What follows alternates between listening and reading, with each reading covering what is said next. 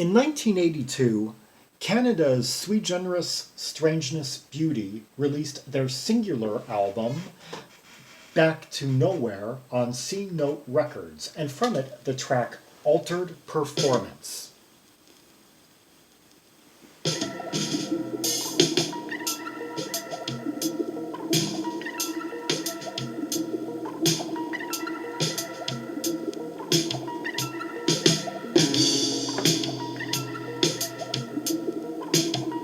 Spooky night vibe. Shadow lurking.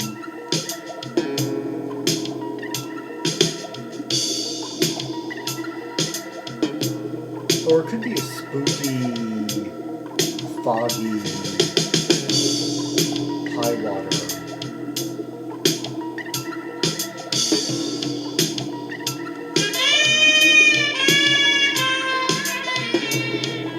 Suspense on the high seas. Kind of watery sounds.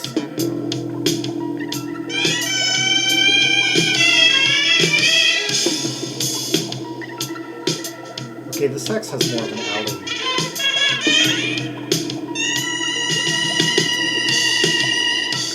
Suspense horror vibes.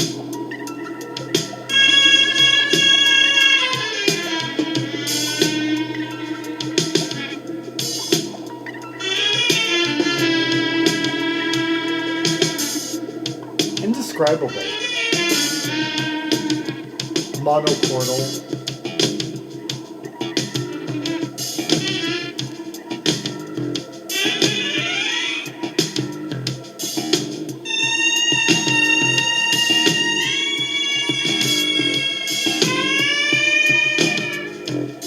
Chilling, ominous sax.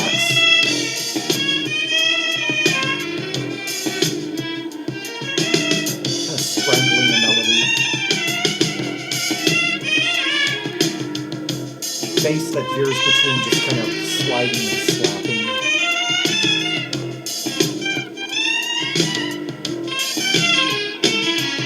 Kind of a plop plop of the drum kit. Bit of hi-hat, you know.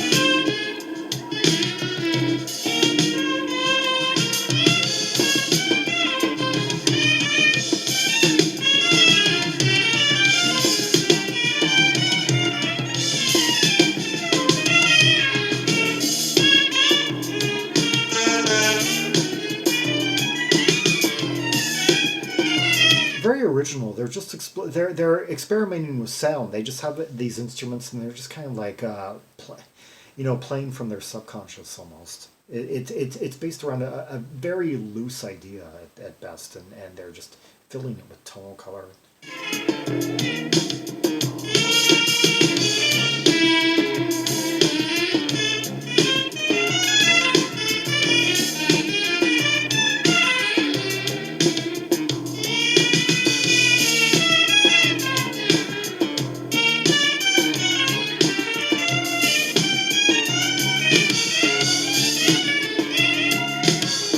If I was to compare this to anything, it would probably be what Bill Laswell was doing around this time. Like the first couple of Material records which had come out, the instrumental portions anyway.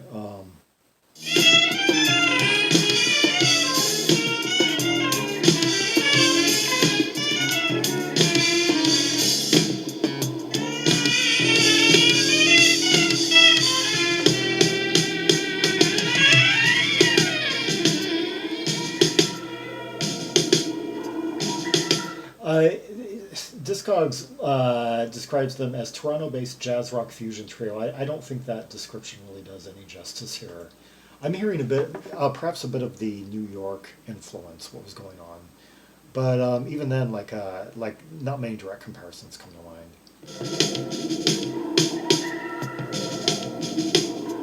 It doesn't matter. This has got a charm all its own.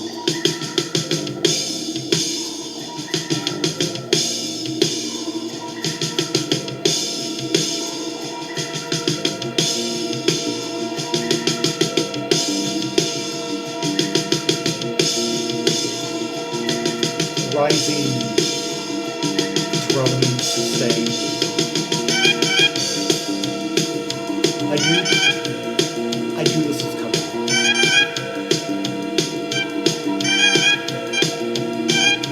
That drone was like a.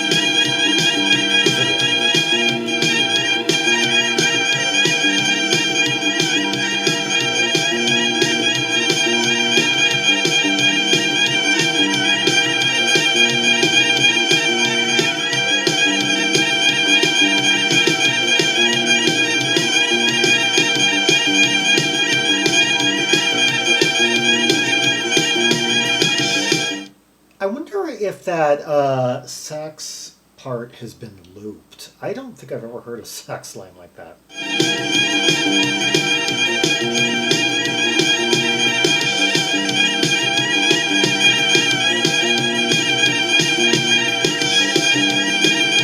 It's gotta be looped. I think I'm hearing it like kind of repeat at some point, like.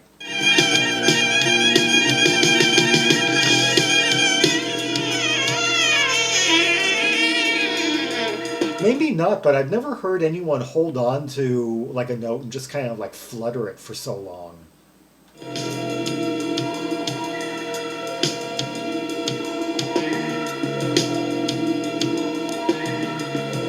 No, it probably was looped. They probably and then finally let it off the loop and let the conclusion play out. They may have cut it in a certain part and looped it, and then finally on the final go around, they played the entirety of the line.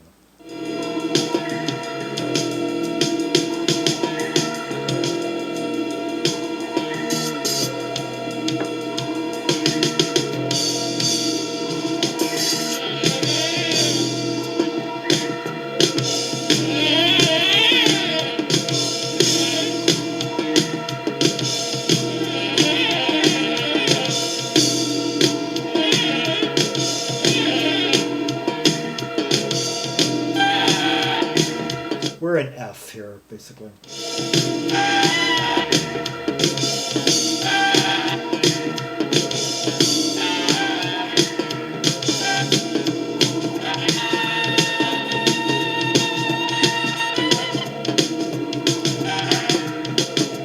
It is in 4/4, but there were a few beats that kind of threw me off.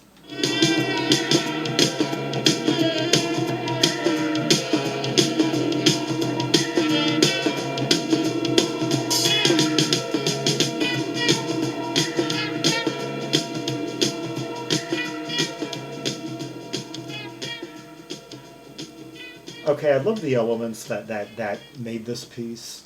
Yeah, altered performance. That's a suitable title. Yeah, and the sax was really impressive. The bass kept me engaged, kept the pace going. But the real active ingredient was the keyboard. Those kind of luminous, eerie, kind of echoey keyboard tones throughout it, particularly like the ones that kind of like echoed, particularly that echoed in the beginning and then kind of went more into that droning sound about halfway through. Yeah. Strangeness Beauty. Let's hear another track from the album. Bright Star.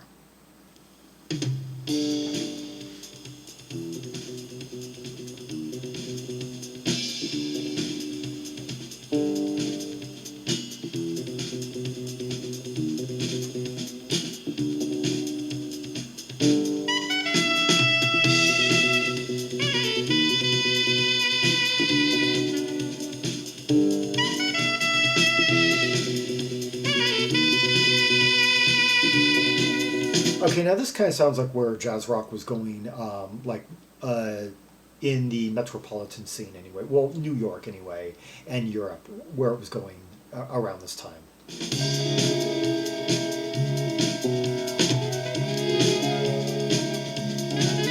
Leaner, like more smooth, rapid fire bass line. Or bass line that veered between kind of like that smooth sound that ushered in by like players like that would be like really fluid one moment and then smooth the next, kind of like ushered in by players like Percy Jones and forwarded by the likes of Mick Karn as the decade wore on.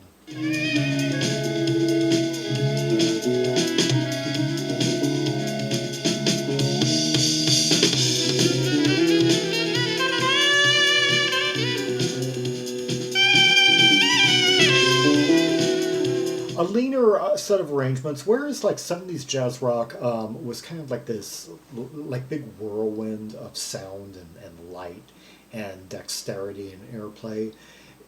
This kind of jazz rock seems to be going more in an atmospheric, kind of moody, darker direction, with just like maybe like four prominent instruments. I'm also somewhat reminded of the German band Era, who I said in that video the other day were kind of like foreshadowed the 80s style of jazz rock.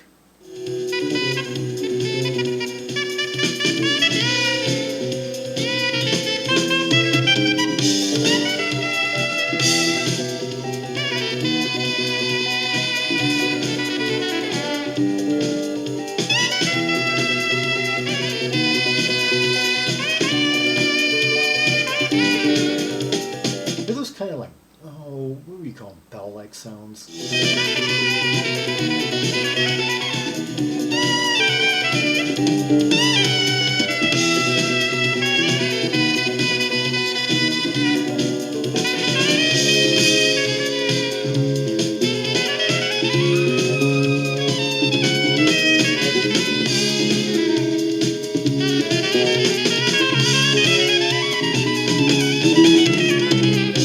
Okay, I love the way that sax is just kind of like moving around, kind of that dark, kind of billowy, misty tone. I mean, the bass really fluid, really crafty, really moving around, like sliding one moment and then like giving us some filigree the next.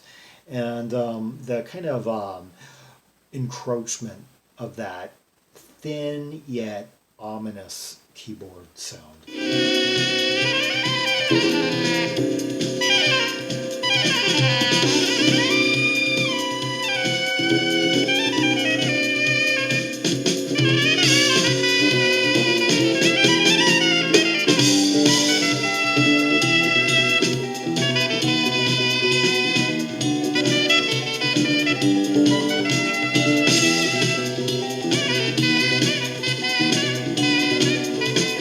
I'm faintly hearing kind of like a droning metal percussion sound, although I think it's being played on, I think it's being simulated on a keyboard.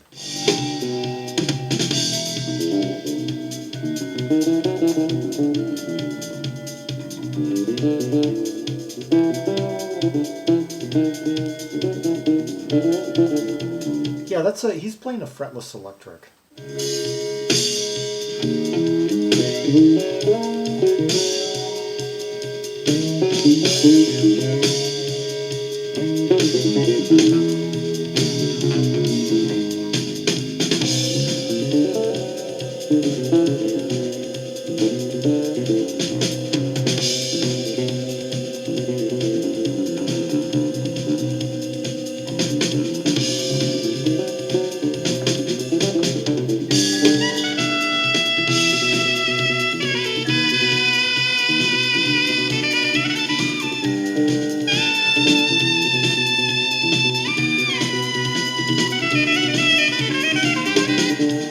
It goes without saying that this track, unlike the last one, actually does have like a definite theme to it, a tight kind of like hummable theme. But you can almost disregard it and just get lost in the sonic experimentation of this.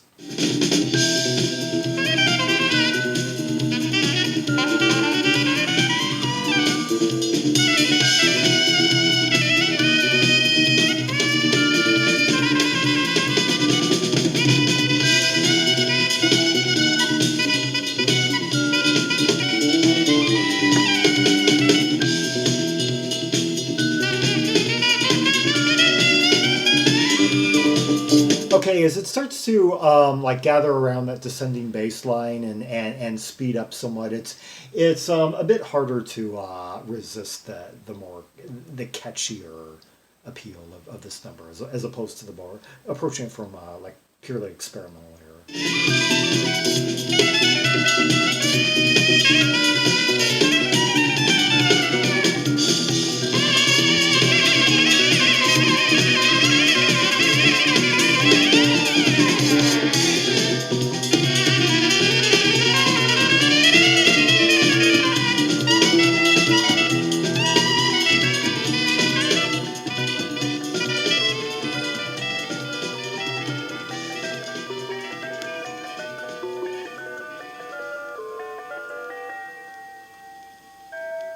that sound that I was trying to describe.